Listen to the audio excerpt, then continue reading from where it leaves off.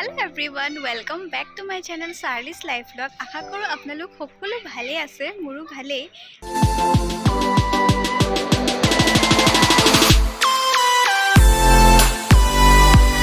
আজি মই আকৌ আপোনালোকলৈ এটা ঈদ স্পেশাল ব্লগ লৈ আহিছো।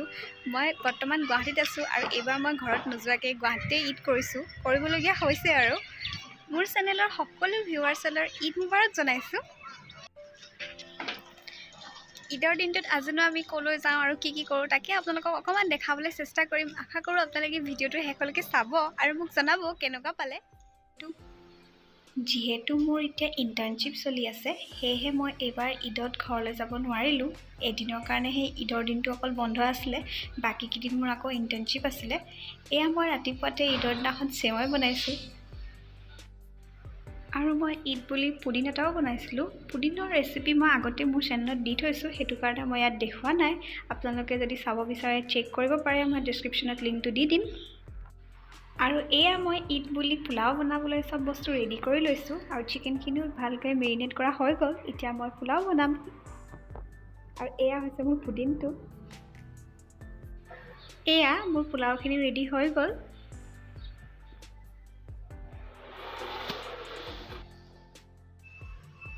আৰু আজি ঈদ বুলি মই মোৰ ৰুমমেট দুজনীৰ লগত ফুৰিবলৈ যাবলৈ ওলাইছোঁ।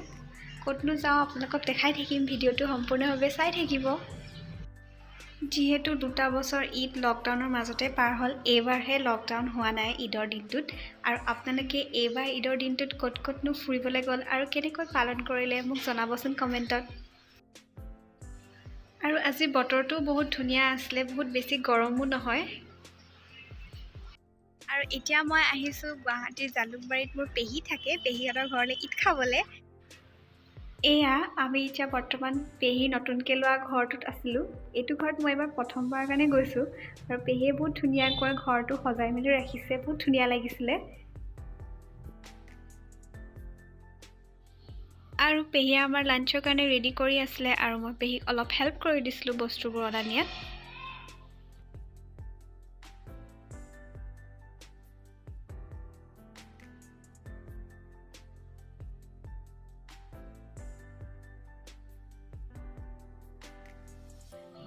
আৰু ঈদ বুলি পেহীয়ে ঘৰতে এটা স্পেচিয়েল কেক বনাইছিলে, 2টা ফ্লেভাৰ এড কৰি। সঁচাকৈ এই কেকটো খাবলৈ বহুত টেষ্টি হৈছিলে। তেন্তে আমি এতিয়া আমাৰ ঈদ স্পেচিয়েল লাঞ্চ কৰি লওঁ, তাৰপিছত আকৌ আপোনালোকক লগ পাই আছোঁ।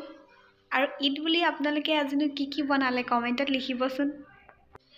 আৰু আজিৰ এই লাঞ্চ সঁচাকৈ বহুত টেষ্টি আছিলে খাবলৈ, বহুত ভাল লাগিলে খাই। আৰু আজি ইয়াত এই পাৰকেইটাও ঈদ খাবলৈ আহিছে, চাওকচোন কি ধুনীয়াকৈ তাত চাউল খাই আছিলে। মই ভিডিঅ' কৰা দেখি সিহঁতি ৰৈ দিলে।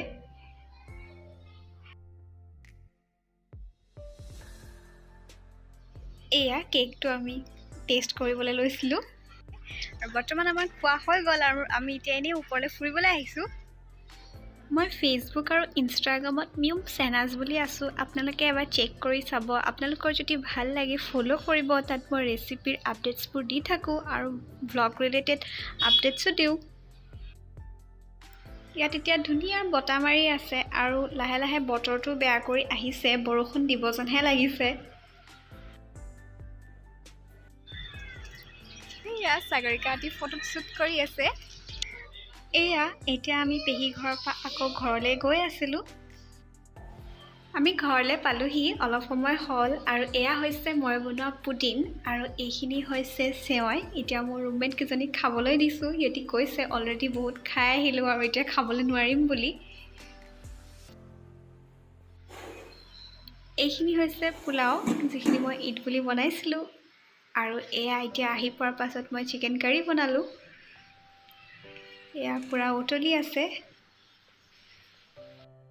এয়াই আছিল মোৰ আজি ঈদৰ ব্লগ। শেষত মই কেইখনমান ঈদৰ দিনাখন তোলা ফটো আপলোড কৰিছোঁ, কেনেকুৱা লাগিছে কমেণ্টত লিখিব। আৰু আপোনালোকে মোক ছাপোৰ্ট কৰিব বুলি আশা ৰাখিলোঁ। যদি ভিডিঅ'টো চাই ভাল পালে লাইক, শ্বেয়াৰ এণ্ড কমেণ্ট কৰি দিব।